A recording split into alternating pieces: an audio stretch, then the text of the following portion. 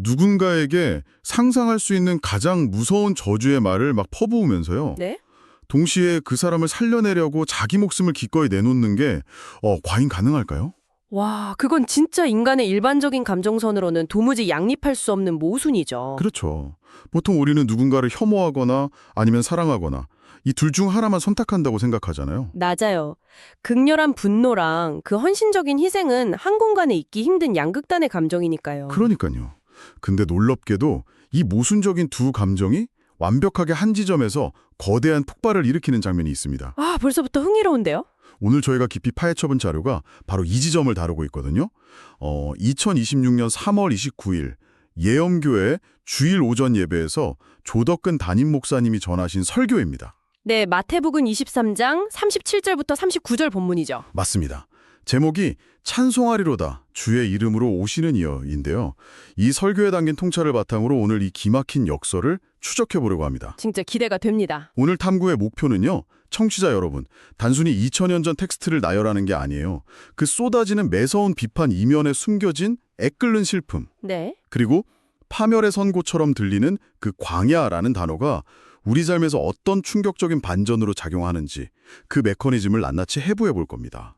이 텍스가 품고 있는 엄청난 긴장감을 제대로 이해하려면요. 먼저 무대를 며칠 전으로 딱 되돌려야 합니다. 아, 며칠 전이요? 네, 흔히 종료주일이라고 부르는 날이죠. 예수님이 예루살렘에 입성하시던 바로 그날이요. 아, 그 장면 되게 시각적이고 압도적이잖아요.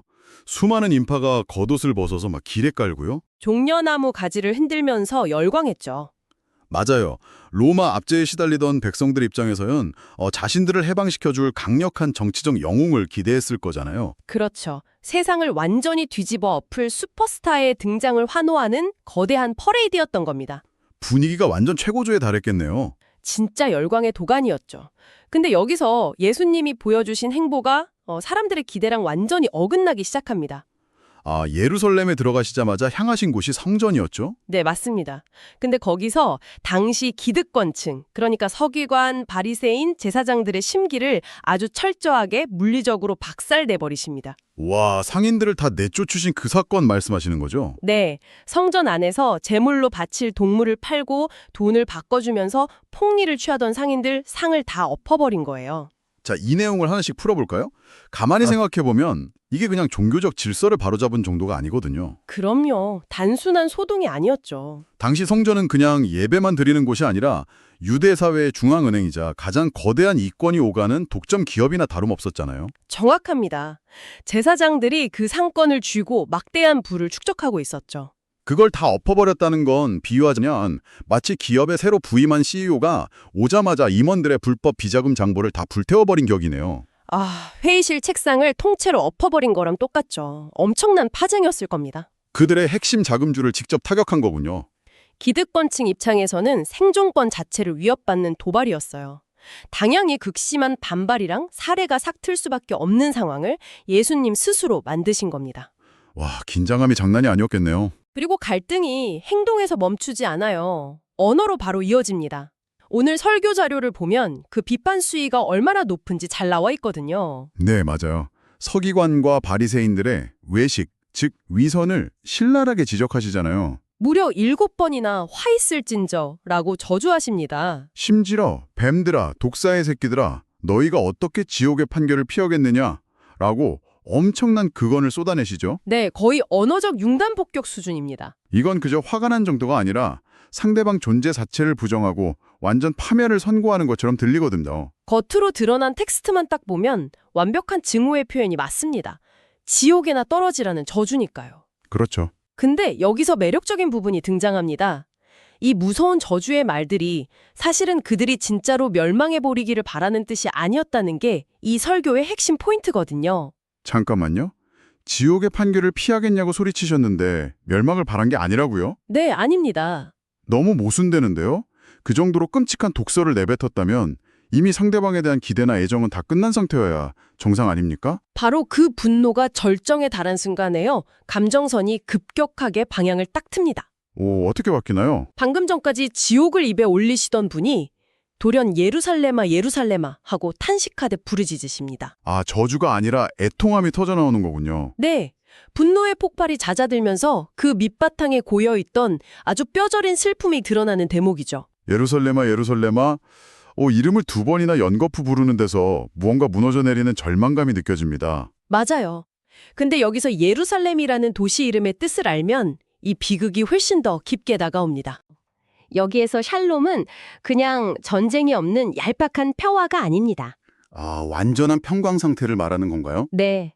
하나님의 질서와 구원이 완벽하게 이루어져서 모든 게 제자리를 찾은 상태, 그 구원의 장소라는 뜻이죠. 이름만 들어도 진짜 완벽한 안식이 느껴지네요. 근데 정작 그 샬롬의 터전 안에서 벌어진 실제 역사는 끔찍했어요. 하나님이 참된 샬롬을 알려주려고 선지자들을 보내셨잖아요. 네, 수없이 보내셨죠? 근데 그들을 번번이 죽이고 돌로 치는 끔찍한 모순이 바로 그 샬롬의 성벽 안에서 벌어진 겁니다. 평화의 도시가 오히려 평화의 메신저들을 처형하는 사형장이 되어버린 거네요. 와. 그 극단적인 모순이 예수님의 애통함의 본질입니다. 설교 자료는 이걸 설명하려고 예수님이 드셨던 비유를 아주 섬세하게 짚어내거든요. 아, 그 암탉과 병아리 비유 말씀하시는 거죠? 네, 맞습니다. 공중에 쏠개 같은 맹수가 병아리들을 낚아채려고 빙빙 돌고 있을 때 어미닭이 어떤 행동을 취하나요? 어미닭은 막 다급하게 경고음을 내면서 자기 날개를 활짝 펼치고 새끼들을 그 아래로 쫙 모으잖아요. 그렇죠. 맹수 발톱에 자기가 찢기더라도 새끼를 보호하려는 본능이죠. 그러니까 예루살렘에 끊임없이 선지자들을 보내셨던 건 심판하려는 게 아니라 그 멸망의 위험에서 건져내서 날개 아래 품으려는 절박한 구조 신호졌다는 거군요. 정확합니다. 파멸로 질주하는 백성들을 도리트게 하려고 수없이 경고하신 거예요. 근데 놀라운 건 예루살렘이 그 날개 아래로 들어오는 걸 단호하게 거부했다는 거잖아요. 청취자 여러분, 만약에 누군가 여러분 머리 위로 떨어지는 피아노를 막아주려고 손을 뻗었는데 끔찍하네요. 여러분이 그 손을 거칠게 쳐냈다면 어떨까요? 도대체 예루살렘 사람들은 왜 그 하나님의 보호를 그토록 극렬하게 거부했을까요? 이것을 더 큰 그림과 연결해보면 진짜 인간의 본성을 깊숙이 찌르게 됩니다. 설교는 그 거부의 진짜 이유를 아주 명확하게 진단하거든요. 이유가 뭔가요? 백성들은 하나님의 다스림을 받는 것보다 당장 내 눈앞에 사리사욕을 채우고 내 마음대로 살고 싶었던 겁니다. 아, 하나님의 날개 아래로 들어간다는 건 완벽한 보호를 의미하지만 동시에 내 마음대로 살 수 없다는 통제를 뜻하기도 하니까요. 그러니까 내가 내 인생의 주인이 돼서 막 통제권을 쥐고 싶은데 누군가 개입해서 멈추라고 간섭하니까 그게 너무 싫었던 거군요. 네, 진정한 샬롬보다는 당장의 쾌락이랑 자기 결정권이 더 중요했던 거죠. 그래서 귀찮은 잔소리하는 선지자들한테 돌을 던졌고 급기야 이제는 아들인 예수님마저 죽이려는 한계 상황까지 온 거네요. 맞습니다. 그래서 예수님은 더 이상 어떤 설득으로도 그들을 돌이킬 수 없는 절대적 거부의 벽에 부딪히신 겁니다. 와, 끝없는 거부와 배신 앞에서 예수님은 결국 절망적인 선고를 내리시잖아요. 네, 보라 너희 집이 황폐하여 버려진 바 되리라고 하시죠. 이 문장만 들으면 이제 다 끝났다. 완전 파멸이다. 이렇게 들리거든요. 집이 황폐해진다는 건 더 이상 희망이 없다는 거 아닌가요? 누구나 그렇게 생각할 겁니다. 근데 전문가 입장에서 볼 때 이 설교의 가장 놀랍고 압도적인 신학적 통찰이 바로 이 지점에 있습니다. 오, 어떤 반전이 있죠? 여기서 집이 황폐하게 된다는 말이 사실은 원어적으로 광야라는 단어와 본질적으로 연결되어 있다는 점입니다. 광야요. 광야라면 물 한 방울 없고 낮에는 뜨겁고 밤에는 춥고 거친 모래바람 부는 황무지잖아요. 맞아요. 그게 멸망이랑 다를 게 무엇인지 선뜻 와닿지가 않는데요. 그래서 설교 본문은 성경에서 광야가 어떻게 쓰였는지 세 가지로 설명하며 편견을 깨버립니다.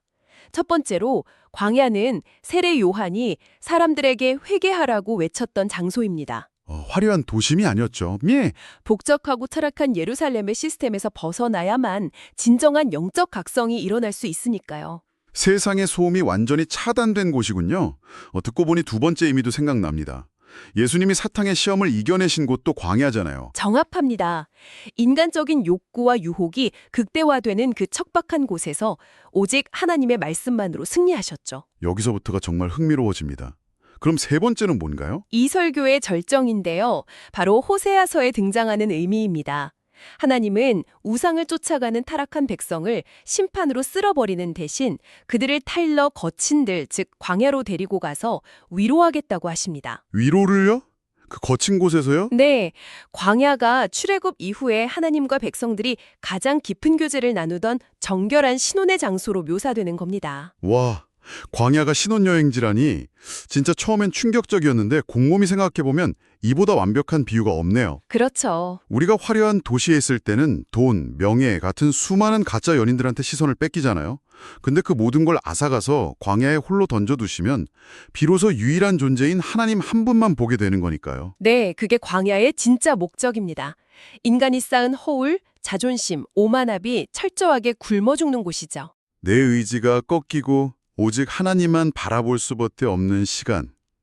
그러니까 회개의 기회를 주려고 집을 광야 상태로 내버려 두신다는 거군요.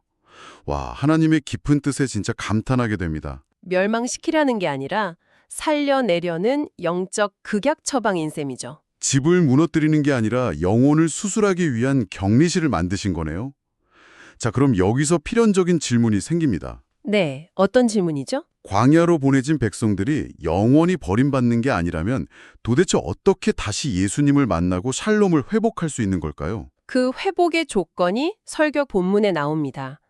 예수님이 아주 명확한 단서를 하나 붙이셨거든요. 그게 뭐죠? 주의 이름으로 오시는 이여 찬송하리로다 할 때까지는 나를 보지 못하리라. 이렇게 기한을 설정하신 부분입니다. 찬송하리로다 주의 이름으로 오시는 이여.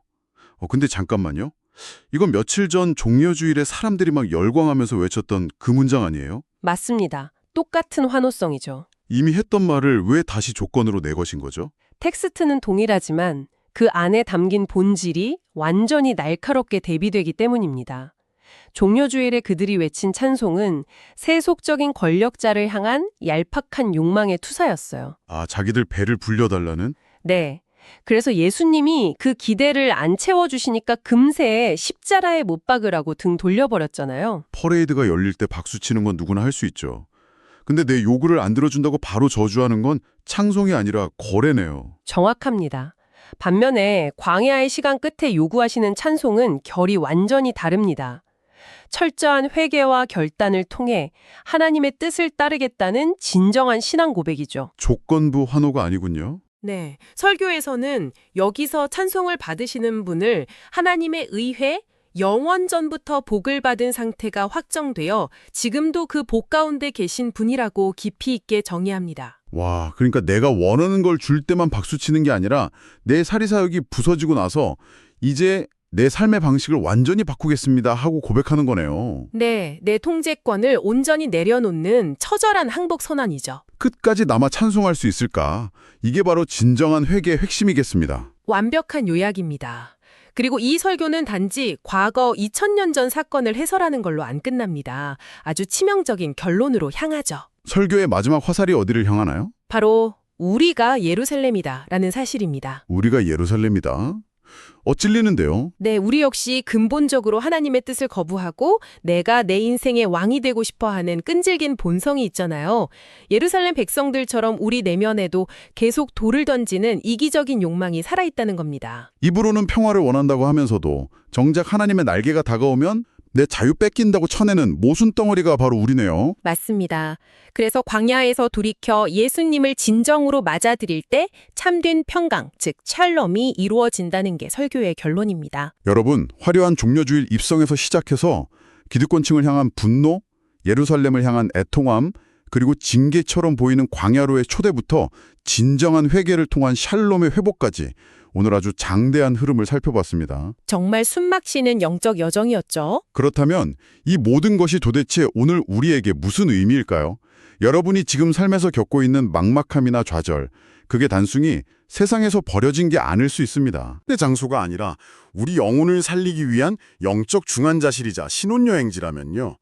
청취자 여러분, 여러분이 지금 철저한 실패나 저주라고 원망하고 있는 내 삶의 그 황량한 시기가 사실은 신성한 존재와 가장 깊게 만날 수 있는 유일한 광야의 시간은 아닐까요? 와, 정말 묵직한 통찰이네요. 그 광야의 한가운데서 여러분은 과연 어떤 찬송을 부르시겠습니까? 스스로 꼭 한번 질문해봐야 할 주제입니다. 오늘 이 여운 있는 질문을 남겨드리면서 심층 탐구는 여기서 맺겠습니다.